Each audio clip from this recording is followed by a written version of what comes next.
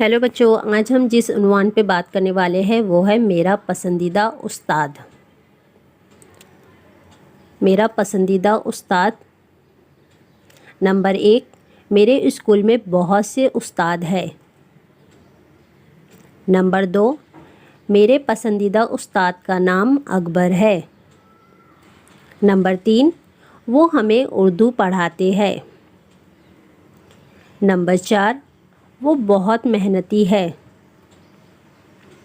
Number 5, वो बहुत नरम मिजाज है।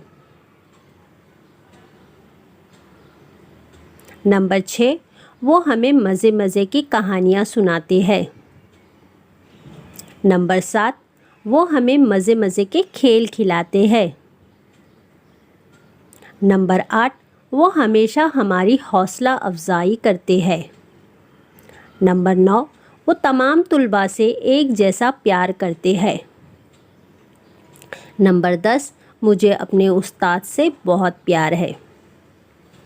इसी तरह की और वीडियोस जानने के लिए मेरे चैनल को सब्सक्राइब कर दें और वीडियो को लाइक और शेयर कर दें।